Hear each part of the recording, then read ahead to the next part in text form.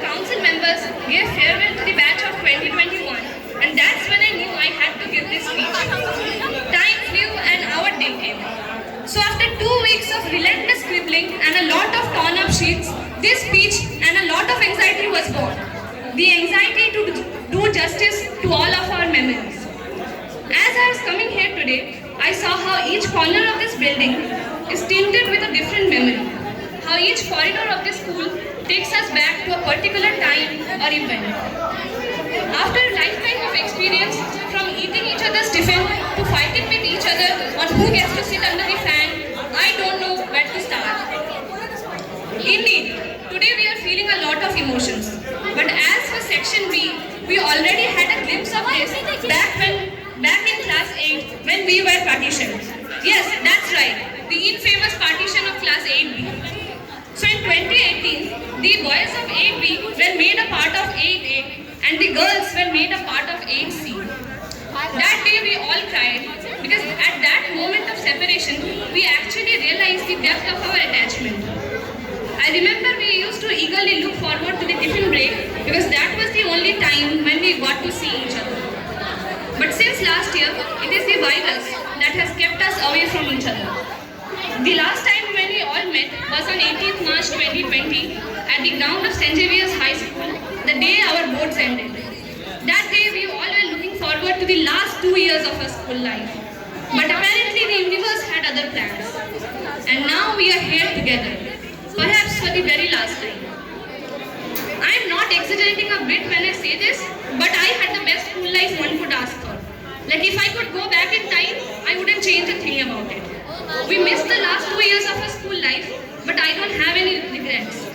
Because we already made so many memories, committed so many mischiefs by the time we were in class 10. I don't know the number of times I went back home and told my mom, "Aaj ke school ja haslam na, pete besar parega." And my mom's constant reply would be, "Ha, ei kortei to pathai school." Because let's be honest, doing our homeworks and listening to our teachers did not seem to be the right thing to do at that time. The only time we all did our homeworks was in class 4. Because Sutradhar sir promised us that if everyone finished their Bengali homeworks, he would narrate us a story from Sunday Suspense. No wonder all this monkey business had its consequences. So talking about punishments, we had a fair share of that too. Back then, in the morning assembly, an announcement was made wherein the most indisciplined class was given the tag of first class. And I am not very proud to say this, but yes, my section, section B, grabbed that tag almost every day. And the number of times our whole class got punishment in the corridor is directly proportional to the number of times Deepshekar got 100 in maths. Teachers would randomly come into our class every now and then and say, "Section C ko dekha?" And then there were zonals. The time when we used to be in the playground and play for 8 hours straight in the scorching sunlight, even on Sundays. Yes, these are the same students who did not have the energy to even raise their hands during attendance. Mohana and I almost decided that we will take handball as our career. But okay, that never happened. In our time, the formula to win zonal was very easy. Send Isha Nandi and gold is guaranteed. Words can never do justice to how much you guys mean to me. So I won't even try. Without you guys, I wouldn't have stories to tell to my children.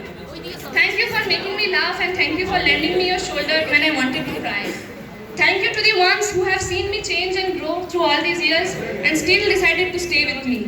And I'm sure distance will have nothing on us. Another vivid memory that I have takes me back to class 8 again.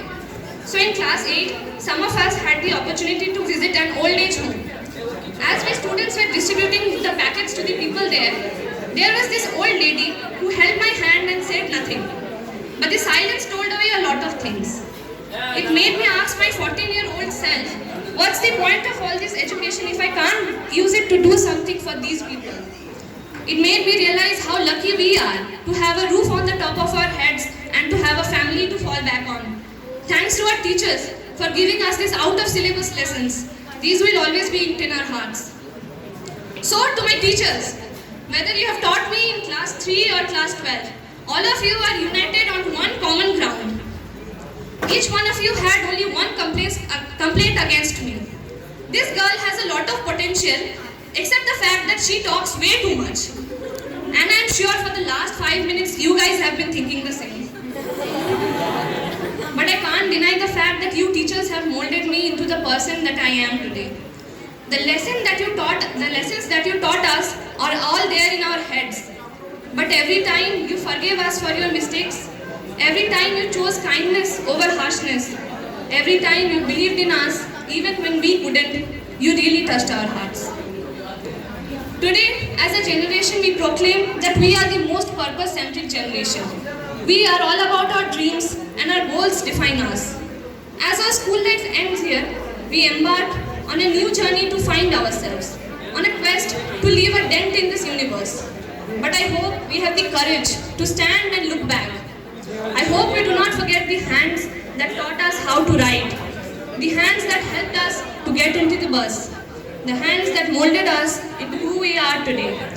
I hope we never forget to bow down to them and acknowledge the fact that we are nothing without them. MDV DAV Public School, Makuda. It's been a pleasure to watch each one of you getting caught for wearing the wrong uniform and getting scolded for roaming around even after the tiffin break was over. So for the last time, if you can hear me, clap once.